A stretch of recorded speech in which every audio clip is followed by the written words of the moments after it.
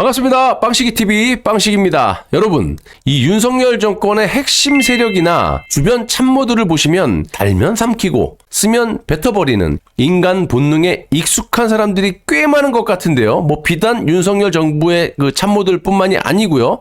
그런데 총선에서 대패한 이후 요즘 와서 보면 많은 사람들이 주변 참모들의 말을 안 듣고 자기 고집대로 해온 윤석열의 독선을 비판하고 있다는 겁니다. 아니 그동안 뭐하고 자빠졌다가 이제 와서 정상적인 사람인 것처럼 하는 건지 모르겠고요. 솔직히 지금이 뭐 대통령의 눈밖에 나면 무슨 뭐 사약이라도 내려지는 왕조 시대도 아니고 또 올바른 소리 했다고 해서 감옥에 가는 것도 아니고 그냥 현 정권에서 출세만 못할 뿐 누가 잡아먹습니까? 왜 그동안 정권이 이렇게 되고 나라가 이 지경이 돼가고 총선이 이 지경이 된 동안 주변에서 직원을 못 해온 겁니까? 솔직히 윤석열의 잘못도 있지만 이번 총선을 망친 인간들은 대통령실에 처박혀 있는 참모들의 잘못이 매우 크다고 보여집니다. 대한민국은 삼권 분립의 국가입니다. 뭐 문재인 정부 때 삼권 분립이라는 단어가 무색할 만큼 입법, 사법, 행정 다 지들끼리 해먹고 이렇게 독재 5년을 우리가 견뎌오지 않았어요? 쉽게 이야기해서 통치자의 원맨 플레이에 의존하는 사회가 아니기 때문에 대통령이 이 수를 잘못 읽거나 올바르게 행동하지 못한다면 주변 참모들이 결탄코 말리고 대안을 제시하는 것이 독재 정권이 아니라면 참모와 관료들의 의무이자 숙명인 겁니다. 대통령이 명백히 벗어난 결정을 내린다 하더라도 참모들이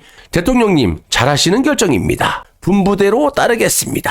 이지랄만 한다면 과연 대한민국 정부가 제대로 굴러가겠습니까? 제대로 굴러가는 게 이상하죠. 특히 윤석열 정부를 보시면 정치도 모르고 여의도에 인맥도 없고 그러다 보니까 오로지 법정과 형사처벌에 능수능란한 검사 출신 아닙니까? 그런 사람이 대화와 타협, 양보와 물밑거래가 판치는 이 아사리판과 같은 정치 세계에서 능수능란하게 적응하고 성공할 수 있다고 볼 수 있는 사람은 한 명도 없을 겁니다. 주변 참모들의 도움 없이 혼자 힘으로 어떻게 하냐 이 말이에요. 그래도 과거에 청와대 참모들을 배치할 때는 조금이라도 그래도 한 20-30명이라도 어느 정도 명망 있는 인사들이 포진됐었고요. 대통령에게 쓴소리하는 인간들이 한둘도 있었지만 요즘 한번 보세요. 자신 개인의 출세를 위해서 말이야 몸살이고 잘하든 못하든 무조건 만만세 찬양해 이번 총선과 같은 결과가 나오면 그때서야 비판 일색. 제가 잘못했어요. 옛날에 제가 잘못했어요.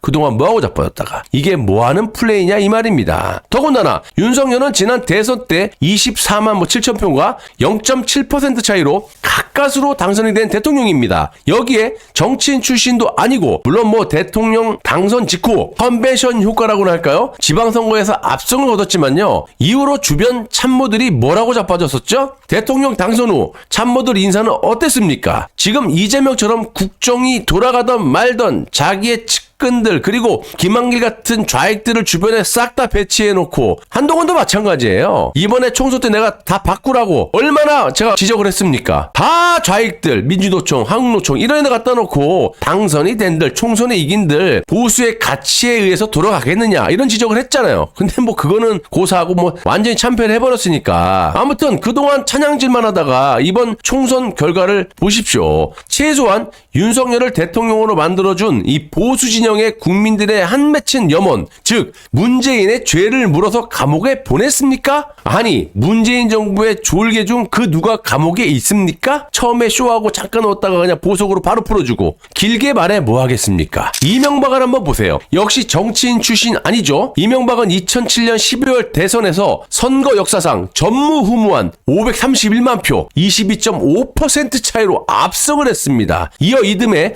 4월 총선에선 한나라당 153석, 친박연대 14석, 자유선진당 18석 등 범보수 계열이 185석으로 압승을 한 적이 있었습니다. 반면에 민주당은 81석, 지금보다 더 암울한 시기가 있었죠. 그럼에도 불구하고 한 달도 안 돼서 뭐가 터졌어요? 광우병이란 조작 사건을 통해 서울 중심부가 시위 세력의 점령이 되고 MB 정권이 휘청거리는 사태를 우리가 목격하지 않았습니까? 그 과정 과정을 지켜보면서 그건 대통령의 책임이라기보다 그런 식으로 방치하게끔 만든 주변 참모들의 안이함과 대통령의 인기에 편승한 방심이 훨씬 크다고 보는 겁니다. 이런 것들, 아부꾼들. 한마디로 대통령과 정권에 대한 호의보다는 주변 참모들 자신들의 안위와 지위에 더 관심이 많았던 건 윤석열 정부의 주변 참모들과 똑같다고 보는 겁니다. MB가 기업인 출신답게 2008년 세계 경제 위기를 잘 극복하고 2010년 G20 대회 유치 등 많은 실적을 쌓았음에도 불구하고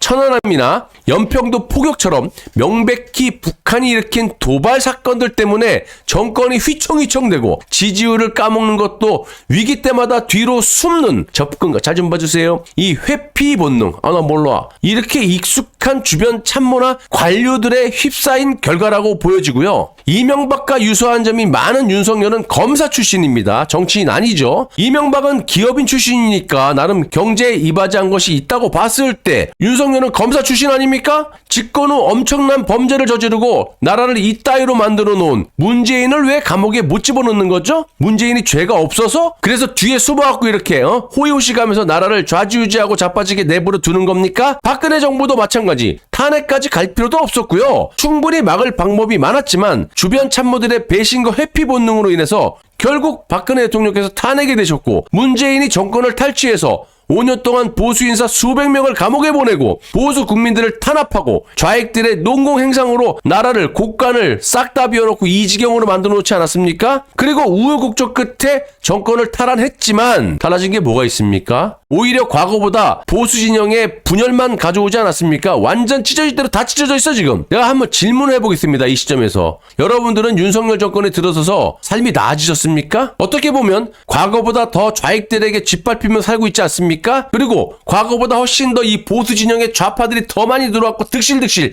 이거는 그냥 민주당이야 그냥. 무슨 위성정당도 아니고. 그렇다면 윤석열을 탓해야 되는 겁니까? 아니면 윤석열 옆에나 대통령실에 기생하고 있는 주변 간신들을 탓해야 되는 겁니까? 그 어떤 나라도 마찬가지겠지만요. 성공한 대통령을 만들기 위해서는 적어도 대통령 주변에 지금과 같은 아부와 찬양, 회피 본능의 간신들보다는 정도를 지키고 자신의 안위를 좀 포기하면서까지 직언을 할 수 있는 참모들이 많아야 좋은 대통령도 배출이 되는 거고 나라도 사는 거야. 한마디로 악순환이 아닌 선순환 구도의 정치. 그래야 민주주의 사회가 이룩될 수 있는 거고요. 그럼에도 불구하고 대통령의 리더십은 중요합니다. 미국의 트루만 대통령의 말처럼 모든 것은 대통령의 책임이라는 것 또한 맞는 이야기고요. 역사적으로 위대한 정치가로 평가받는 링컨, 루즈벨트, 처칠 등은 모두 정치로 잔뼈가 굵은 프로 정치인들이 주변에 많았고요. 그 사회 구성원들 또한 수백 년 동안 이 민주 전통 속에서 성숙한 이들이었다는 걸 말씀드리면서 마무리하겠습니다. 누가 누굴 탓하겠습니까? 저부터 반성하겠습니다.